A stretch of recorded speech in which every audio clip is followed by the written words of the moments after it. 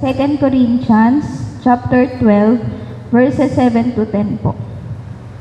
2 Corinthians 12:7 to 10. 7.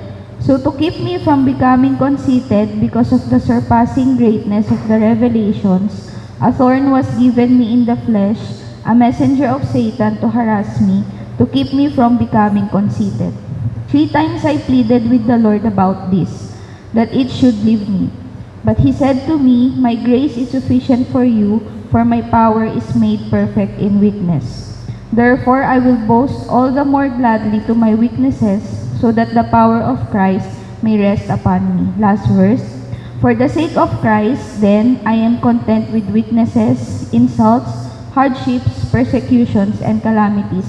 For when I am weak, then I am strong. Praise be to God po. Hallelujah. Salamat po, O Diyos. Ito, Panginoon, na tunay ng kasaganaan, Panginoon ng Diyos, ng biyaya mo sa aming buhay, ay patuloy na dumadaloy, Panginoon, sapagkat Ikaw, ang Diyos, Panginoon, Lord God, na buhay na aming sinasamba, Panginoon. Lord, salamat sa aming buhay, Panginoon, O Diyos, kaya maging isang haing banal, haing buhay, banal at kaaya-aya, Panginoon, O Diyos, na tunay na katampatang pagsamba namin sa iyo, Panginoon. Salamat, Panginoon, O Diyos, sa pag-iingat mo sa amin, Panginoon, O Diyos. Salamat, Panginoon, sa kagalakan, Panginoon, Lord God, tagumpay, Panginoon, Lord God. Hallelujah. At ang aming mga labing ito, O Diyos, ay patuloy, Panginoon, na mamutawi ang tunay na pag-ibig namin sa iyo, Panginoon, sapagkat Ikaw ang tunay na umibig sa amin at hindi kami, Panginoon, umibig sa iyo, Panginoon. Salamat sa iyong pag-ibig na ito, Panginoon, O Diyos, at ganoon din ang aming mga kapatid na patungo, O Diyos, sa iyong banal na tahanan, kung muli kami magsasama-sama, Panginoon. Hallelujah, na merong tagumpay, Panginoon, Lord God, may pag-asa, Panginoon, O Diyos, sapagkat ang salita mo na aming papakinggan ay buhay at Espiritu, Panginoon. Lord, ito po ang aking dalangin. Pasalamat sa tanging pangalan ni Jesus na aming Panginoon, tagapagligtas. Amen. Amen, amen. Truly, no storm can stop us from serving our God. Amen? Hallelujah, hallelujah. Gaya nga po ng sabi ng ating Panginoon in Matthew 18, chapter 18, verse 20, For where 2 or 3 gather in my name, there I am with them. Amen? Tunay nga po nakasama natin ang ating Panginoong Jesus sa araw na ito. Hallelujah, Lord Jesus. Kaya atin po siyang palakpakan. Hallelujah, Lord God. Atin po siyang papurihan. Hallelujah, Lord Jesus. Because that is what He deserves. Hallelujah. Amen. Let's sing for our God. Hallelujah.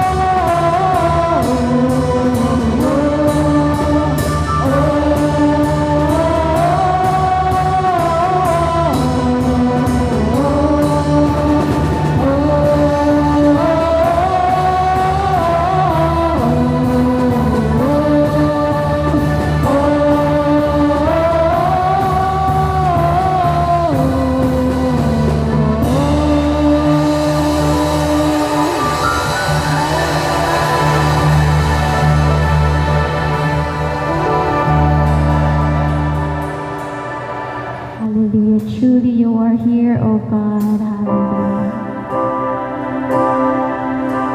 And we worship and magnify your name, Lord Jesus. Hallelujah, Lord Jesus. We worship you, Lord God.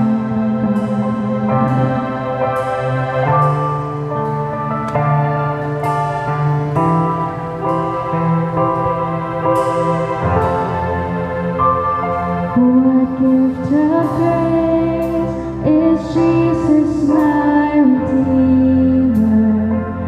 There is no more for heaven now to give.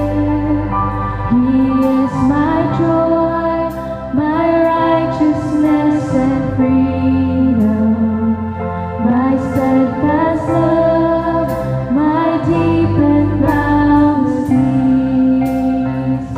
To this I hold, my hope is only Jesus. For my life is wholly bound to His.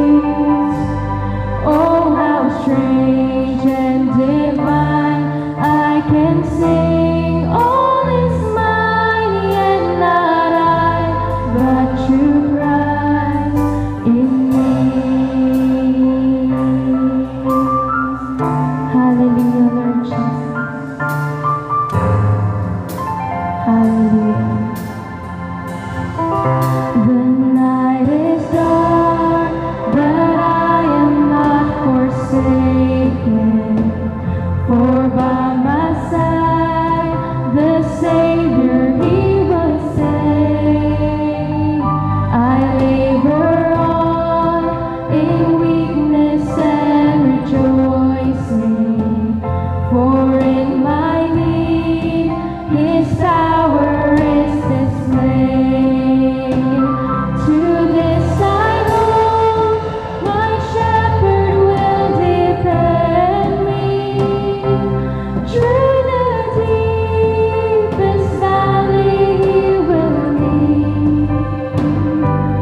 Oh, the night has been won, and I shall overcome, yet not I, but true Christ in me.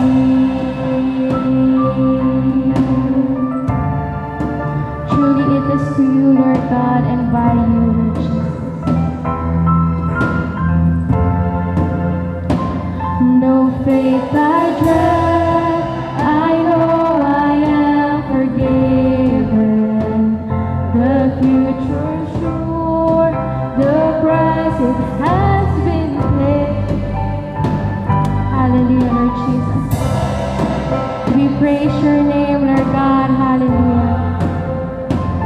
And He was raised to overthrow the grave. To this I hold.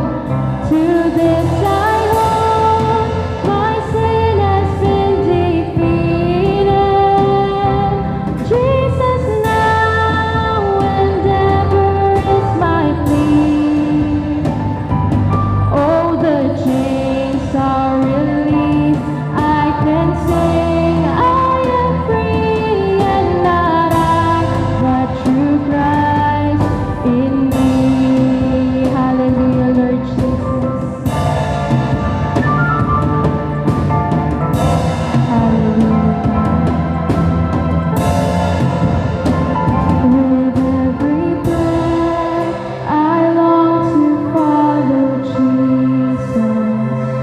With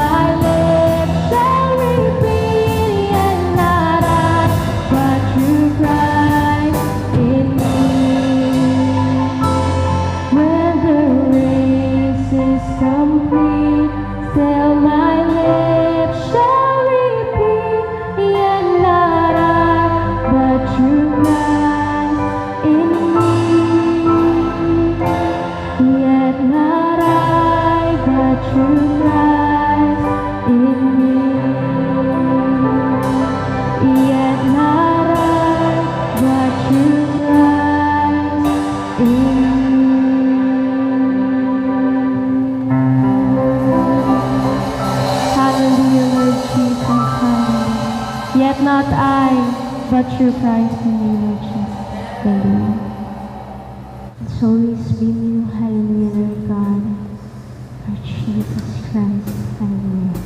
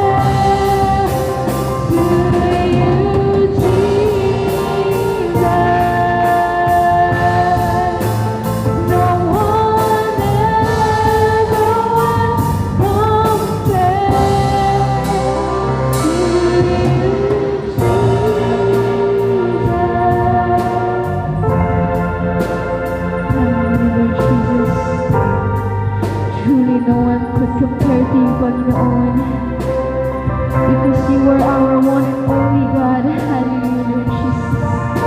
The Alpha and the Omega, Panginoon Jesus. Hallelujah. The God amidst the storm. Hallelujah. Praise your great and holy name, Jesus. Hallelujah.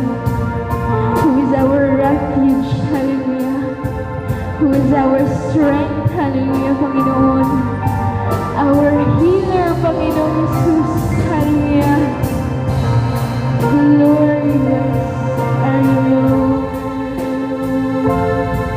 Magnificent is your name. Hallelujah, Jesus.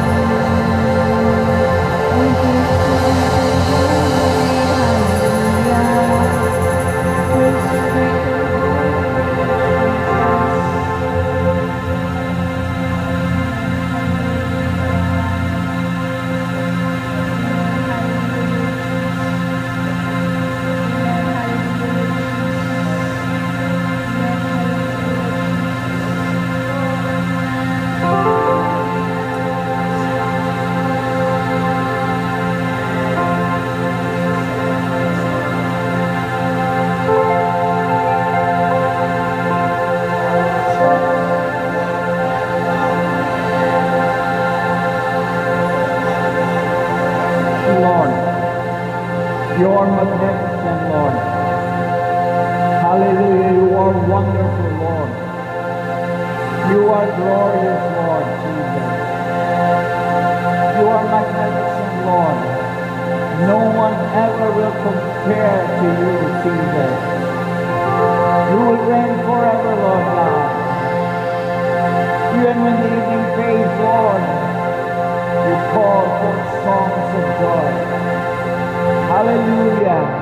As the morning breaks, Lord, we, your children, give you praise. That's why we praise you, Lord God, even tonight. Because no one compares with you, Lord. Hallelujah. The hope of all the earth is in you, Lord. You are showing us, Lord, of your great love toward us, Jesus. You are magnificent, Lord. You are wonderful, glorious, Jesus. No one will ever compare with you. We love you, Lord. We love you, Jesus. There's always, Lord, a time that we have to praise you, to honor you, God. Hallelujah. You are wonderful, holy, holy, Lord God. Hallelujah, glorious, glorious God. Hallelujah, Lord. We exalt your name, Lord God. We make the joyful noise unto the Lord. Hallelujah. Yes.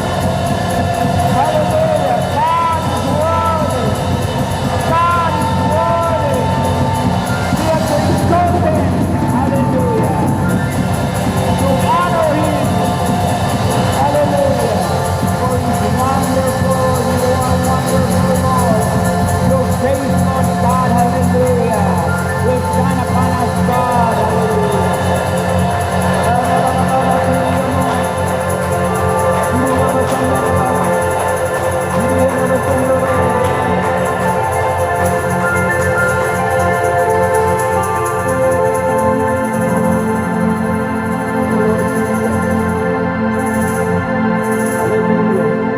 There's no ending, Lord God, for worship you.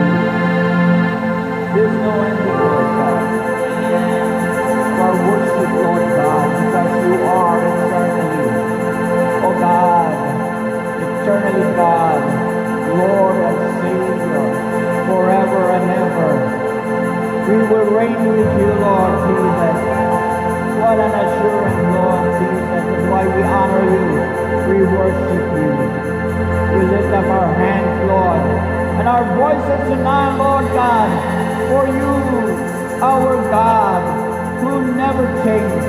You are the same yesterday, today, and forever.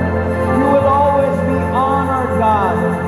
You will always be praised, Lord. You will always be exalted, Lord God, in whatever situation. Oh, Lord God, let your church, Lord God, let us, your church, Lord, realize, God, that we have to give praise to you. Hallelujah.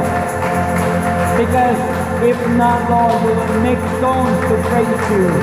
Lord God, we are here with breath, Lord God, with voices, Lord God, with our hands. Oh, Lord God, coming to you of your goodness toward us, Lord.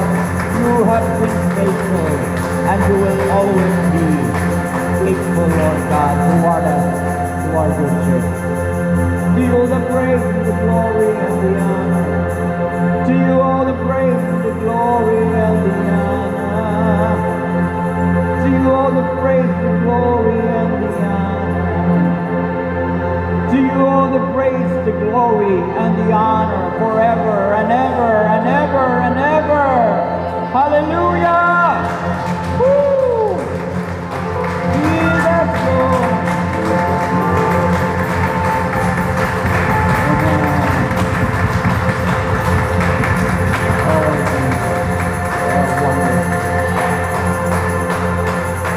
There's no one like you. Amen and amen. Tuloy nga pong kay sarap umawit sa ating Panginoong Diyos na buhay. Amen.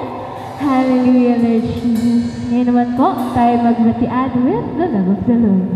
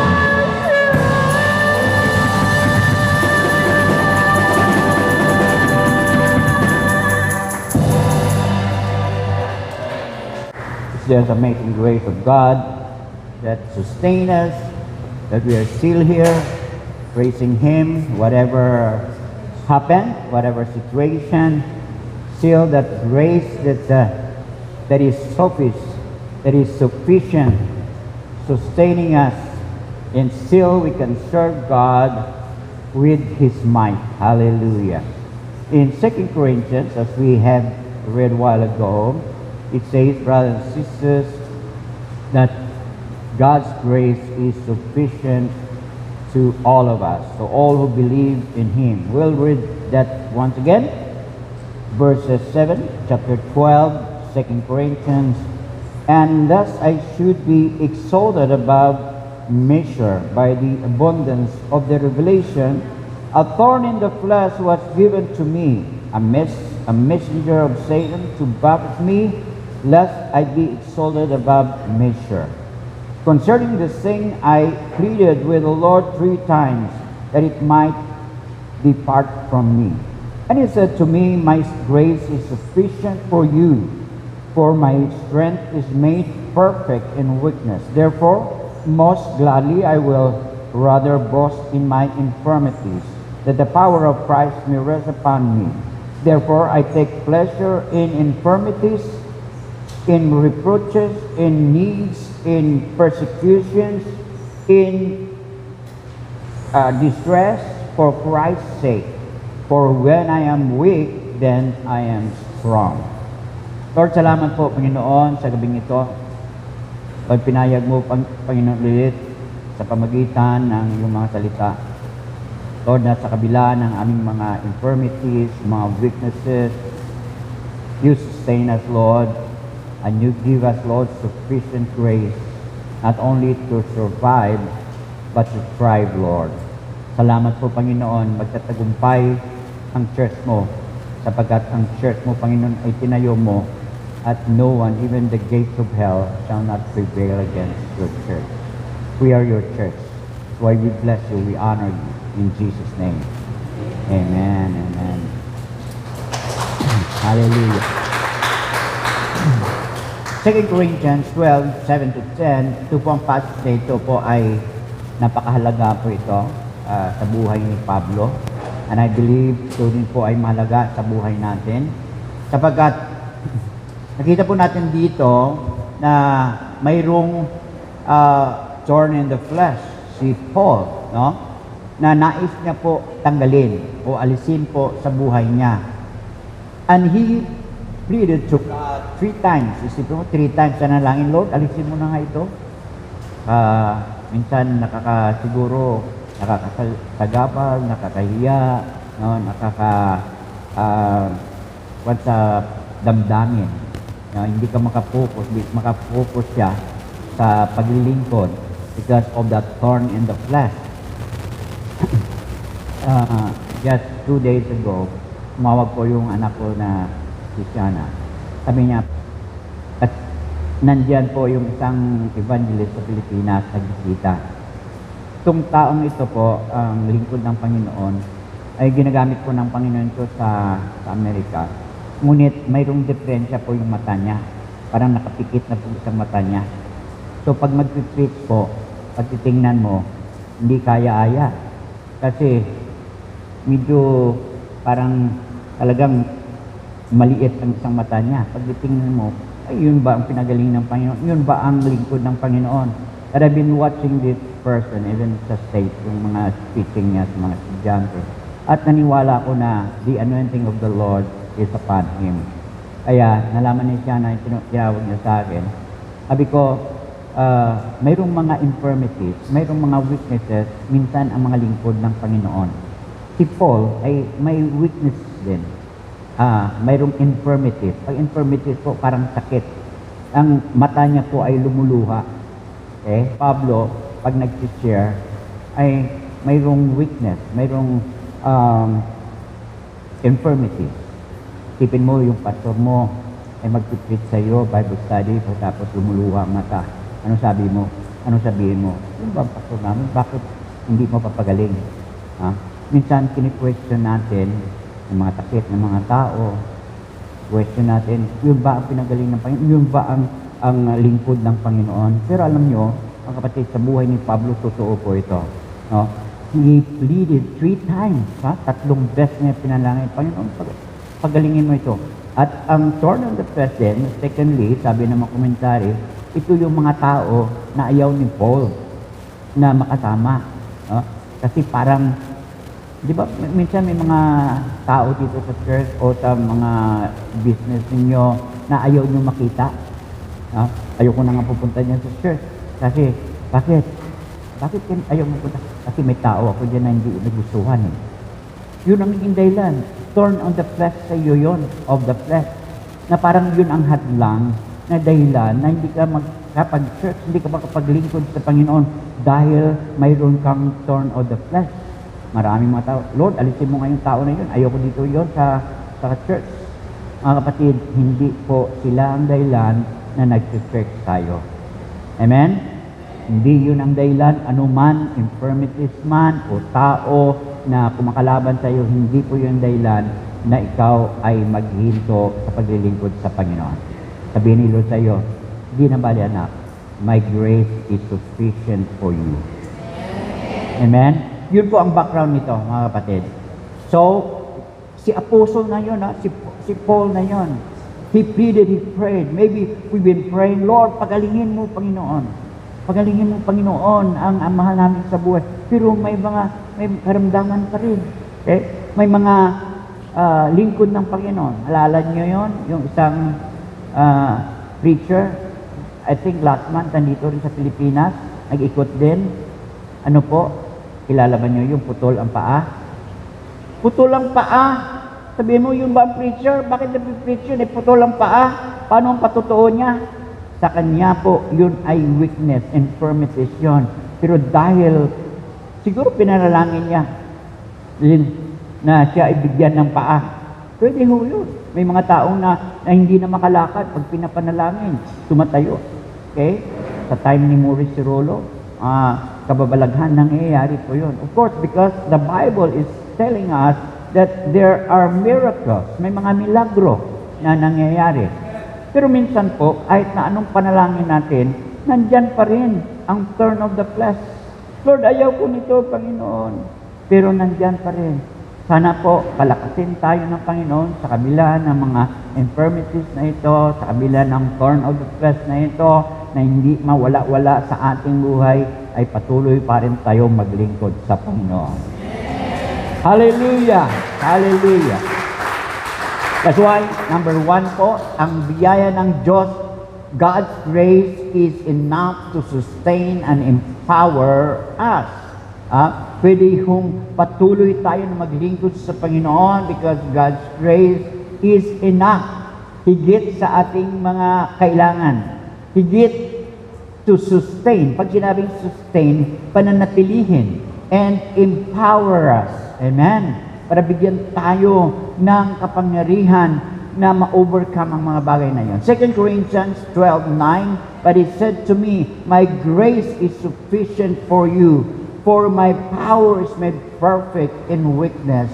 Therefore, will boast all the more gladly about my weaknesses or infirmities, o may sakit man yan, no?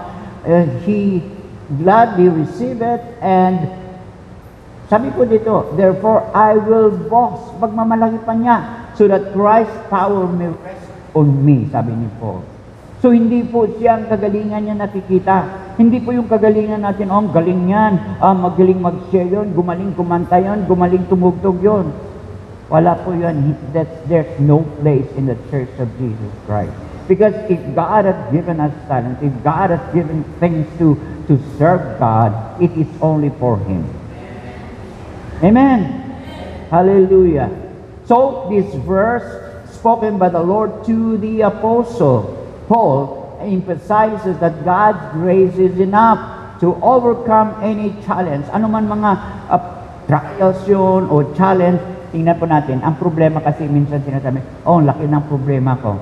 Sa mga Kristiyano, ang problema po ay mga challenges. Challenge. Sa buhay na ito ay mayroon laging challenge. Pakibaka. O ikaw ay isang boxer, may challenger ka. Or either ikaw. Pag tumayo ka na sa ring, wala kang gagawin kundi makipagbaka. Hindi ka pwedeng, hindi na ako makipagbaka. Talo ka nun. Pag nakatayo ka, kakatapos lang ng laro ni Pacquiao, di ba? Buti na lang, hindi mananalo, nag-draw naman. Kaya mayroong second. Okay? Kasunod yun, pag-aralan ng Manny kung paano makipagbaka. Challenger. He is a challenger. So, may mga challenge sa buhay natin na pinsan parang kahigante. No, na hindi natin kaya. Yes, hindi natin kaya yon sa sarili natin. Pero pag ang biyaya ng Panginoon ay sa atin, ma-overcome natin yan. Amen! Because God is sufficient. Ano man dumating ng mga problema, challenges sa buhay natin, no? Parang wala tayong magawa. Wala tayong pera, wala tayong isusustain, wala tayong gamot, wala tayong magagawa. Pero ang Diyos ay may magagawa. Hallelujah! So, God's grace is enough to sustain and empower us. Okay, sunod. 2 Corinthians 12:9 yun pa rin. But He said, my grace is sufficient for you. Ang biyaya ko ay suficiente sa iyo. but my power is made perfect in weaknesses. Kaya huwag ninyong tingnan yung weaknesses ninyo na yun na ay tapusan na. Wala ka nang magagawa.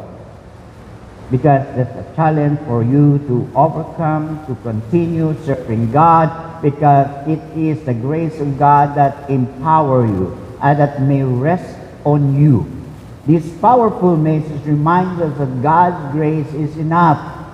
Higit to carry us through even in the toughest challenges. O challenges ulit. O inuulit-ulit challenges. Amen? Sa buhay na ito mga kapatid, kailangan lagi mayroong strength ka to face. Either it's your foes, enemies, a problem, sickness, financial problem, everything. That's challenges, part of challenges. But don't stay there, because God has given us His grace that is sufficient enough. Amen! Hallelujah! So, next. God's grace has given us to the assurance of salvation. Siyempre, una-una po yan. Kaya magtagumpay tayo, ma-overcome natin dahil binigyan tayo ng kaligtasan ng Panginoon. Ephesians chapter 2 verses 8 to 10, For it is by grace you have been saved. O kita nyo, ang biyaya ng Diyos na yon, ang dahilan na tayo po ay nanaligtas nung nanampalataya ka through faith, and this is not from yourselves. See? It is the gift of God, not by works, so that no one can boast. Wala tayong pagmulaki. Binigay sa iyo ng Panginoon regalo, tanggapin mo na lang. Amen ba? Hallelujah! So, regarding salvation, it is given by God. Titus chapter 2, 11 to 12, it says, For by the grace of God has appeared that offers salvation to all people. Sa lahat po ng tao, walang tinatangi po ang Diyos. Kaya, napaganda, no? Ang Diyos po ay nagliligtas ngayon ng mga Muslim na sinasabi nila, si Allah lang ang tunay na Diyos at pinasamba nila. Pero nagpapakita si Lord sa kanila. Okay? And even challenges sa mga apologists. Yung mga apologists po, yung mga preacher na mayroong sagot na hindi nasasaktan ang mga tao pero convinced sila na si Jesus talaga ay Panginoon. Apologist. You want to be apologist? You have to study. Na nagsishare ka ng gospel pero hindi sila na-hurt. Oh yes, there will be debate pero hindi sila na-hurt. Pero they have been challenged and they were convicted that this man is a servant of God. So, huwag tayong makipag-away sa mga tao. Walang tayong magagawa sa debate. Walang mananalo dyan But we show to them how the grace of God transform us, na binago tayo ng Panginoon. Mamaya po, mayroon part po doon. So, no to ungodliness, for the grace of God has appeared that offers salvation to all people. Wala hong race lang, na kayo lang ang maliligtas. Wala po, lahat po. For God so loved the world that He gave His only begotten Son, that whoever believes should not perish but have everlasting life. For God, verse 17, for God did not send His Son into the world to condemn the world, but that the world through Him, through Jesus Christ, will be saved. There's only one name that is given from heaven, that is the name of Jesus. Not religion. Even though you come, transfer from different religion, you cannot find true religion. Because salvation is a gift of God through Jesus Christ. If you receive Jesus Christ, then you can stand with your faith and believe that God has given us salvation. These passages emphasize that salvation and transformation are gifts of God's grace. Regalo po ito ng Diyos sa atin. Amen. Tanggapin lang natin, appropriate it. Lord, this is your word. I believe it, Lord God, and I will stand on it. I will walk on it, Lord. Kasi ang ating ang theme ngayon, walking with God. Lord, I will walk with your word. I will walk in your presence. I will walk in the light as you are in the light. Always walking with God. Amen. Hallelujah. And God's grace has given to us the assurance of salvation. Titus 3 verse 5, He saved us through the washing of rebirth and renewal by the Holy Spirit, whom He poured out on us generously through Jesus Christ, our Savior. Jesus Christ is our Savior, Lord Jesus. When you read the Bible in the Old Testament, there's always saying, the Lord of Israel, the Lord of hosts. Who is the Lord? He's Jesus. When he was confronted by people, who are you? And Jesus said, before Abraham, I am. Wow! Before Abraham? Sabi ng mga tao, wala ka pang 50 naabutan mo na si Abraham. Mga more than many hundreds yon na una si Abraham. Nakita mo na. Sabi ni Lord, before Abraham, I am. Alam niyo, nung pakita si Lord doon sa Old Testament, kay Moses, ano sabi niya? Who are you, Lord? What will people, may mga kababayan ko magtanong, sino ka? Ang sabi ni Lord, I am who I am. Jesus said, I am the light of the world. I am the true vine. I am the door. I am the bread of life. All these things present, I am, because He is Jesus who appeared even the time of Moses, and Jesus came to die for us. He is still I am, and even today, if you need something, He is there. I am the light of the world. Amen. If you need something, I am the bread of life. Hallelujah. Bless the Lord. So Jesus existed even before creation. It's not a creation of the God the Father. He is the Creator Himself. Amen. So Ephesians 1 verses 4 to 5, He has chosen us in Him before the creation of the world. No? Bago pa nilikha ang sanlibutan, alam na ni Lord ang buhay mo. Pinili ka na. He has chosen us. Lahat po tayo na tumanggap kay Lord, pinili na niya before the creation of the world to be holy and blameless in His sight in love. He predestined us for adoption to sonship through Jesus Christ in accordance with His pleasure and will. Hallelujah! He has chosen us. Amen! Pag pinili ka ng Panginoon, huwag ka lang magkawala. Huwag ka lang tumalikod.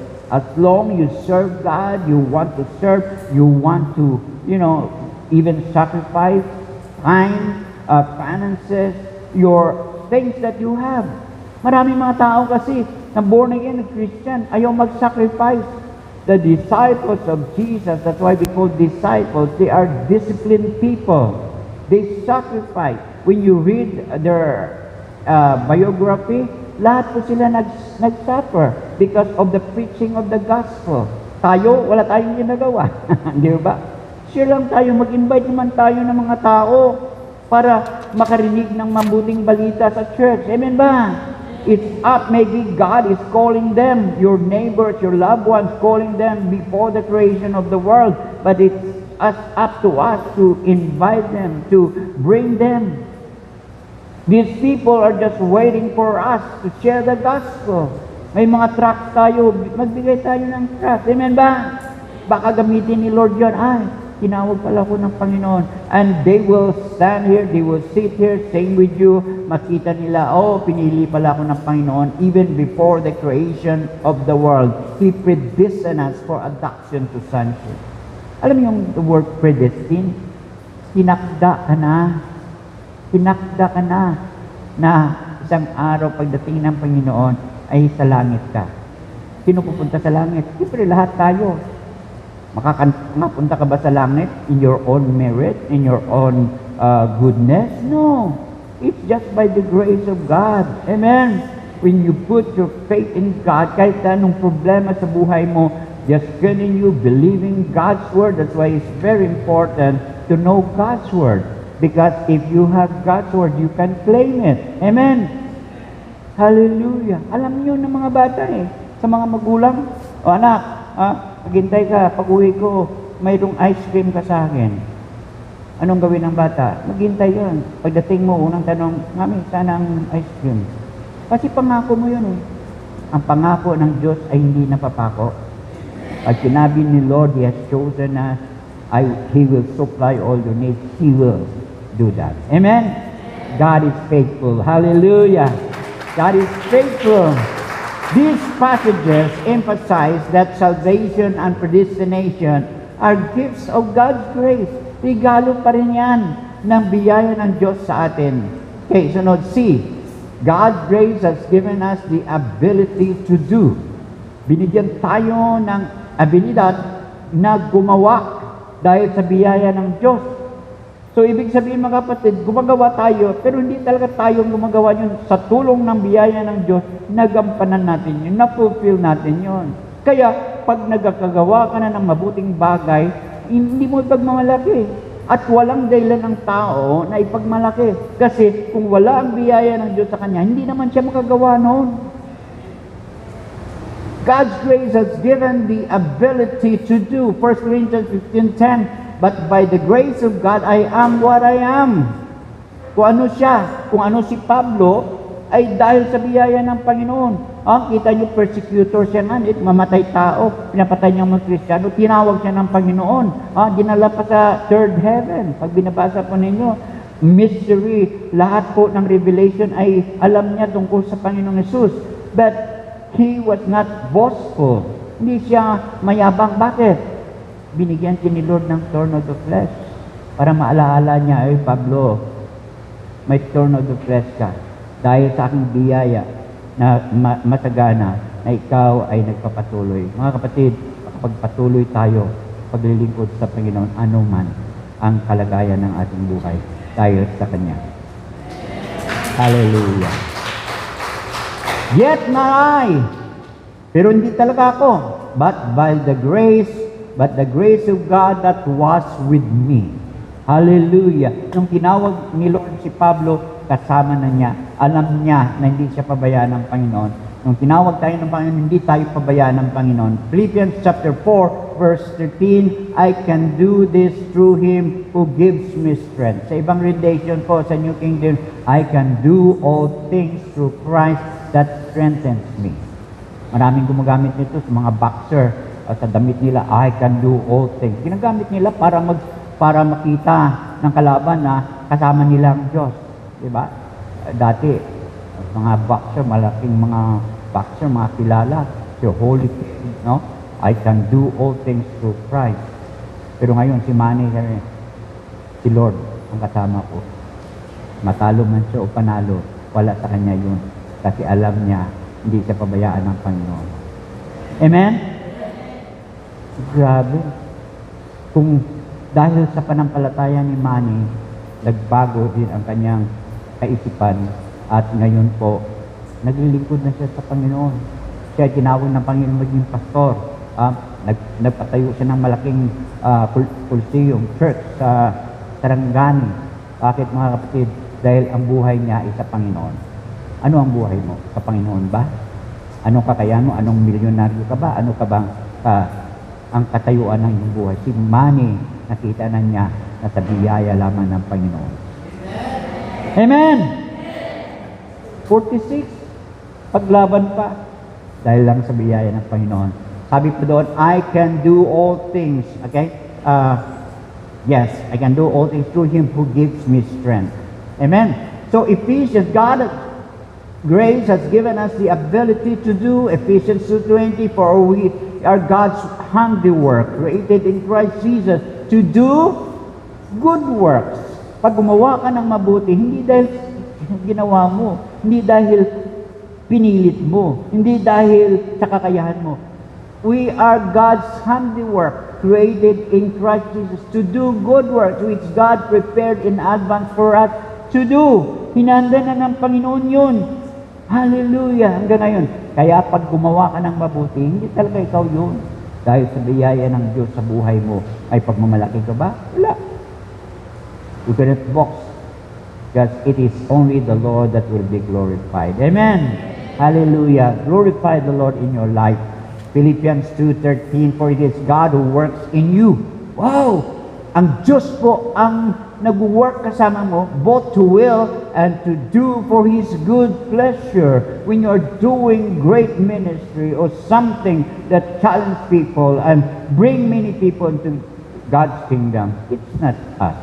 It is still God who uses us. Amen? So mga kapatid, yun po ang biyaya ng Diyos na hindi po natin maunawaan. Bakit? Mayroong kanta nga, why have you chosen me? Lord, bakit mo pinili ako? Naging sikat na kanta yun. Why have you chosen me? Okay? Yes, pinili ka ng Panginoon kung sino ka. Don't question God, but rather obey God. Amen? So, these verses illustrate how God's grace enables us to do serving Him effectively, doing and the ability to do. The last one is God's grace has given us the ability to change, para magbago. Sino pwede magbago sa iyo o sa akin? Wala. Kahit na sino mang tao na concern sa iyo, magbago ka na nga. Baguhin mo na ugali mo. The more na mapakinggan mo siya, hindi mo babaguhin ang buhay mo. Bakit? Bakit? Sino ka?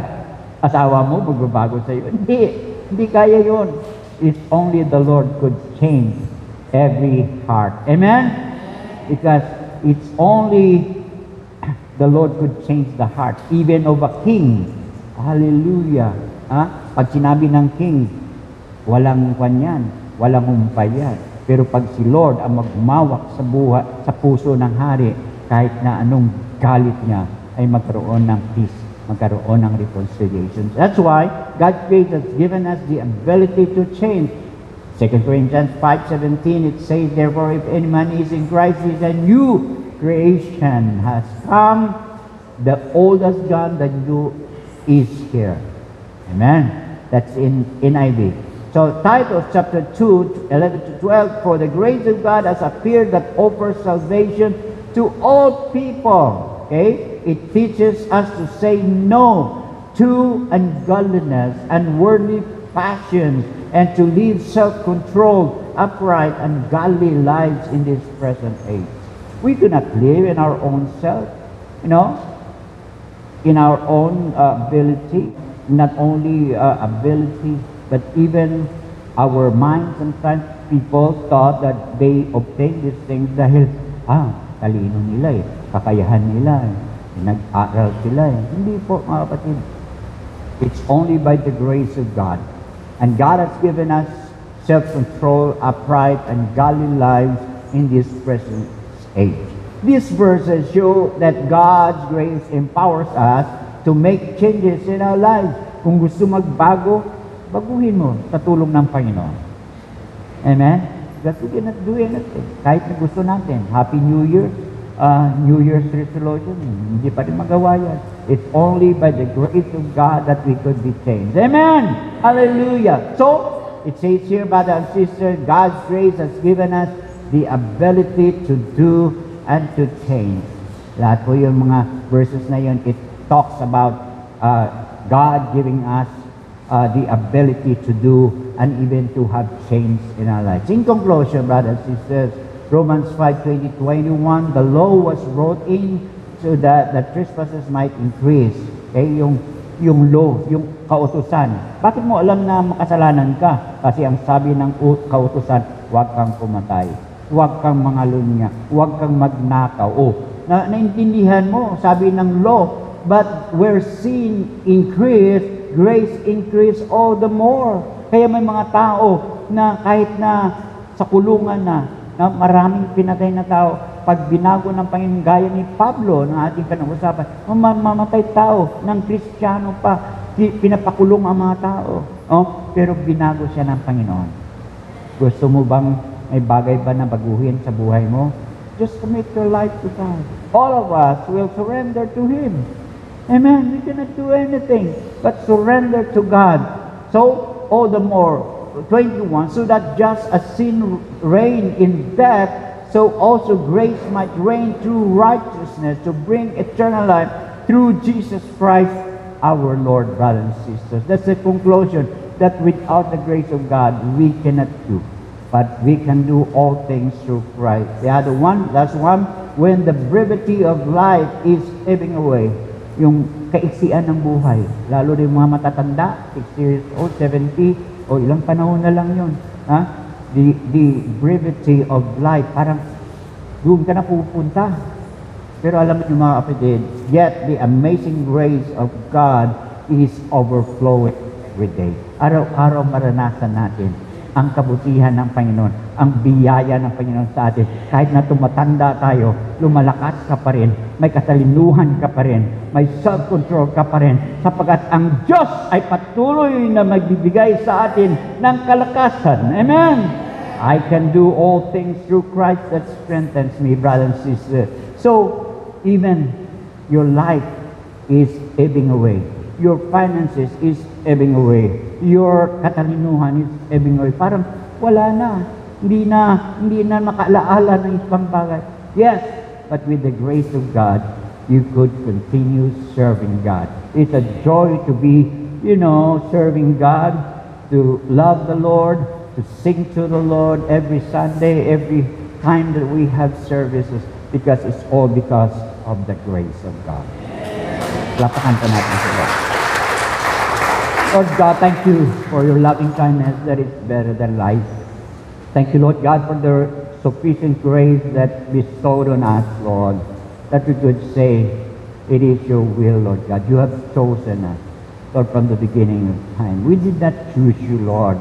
You have chosen us. That's why we give you praise and glory tonight for giving us that sufficient grace, amazing grace of God, God's grace that is sufficient in every diseases, every infirmities, every weakness that we have, Lord.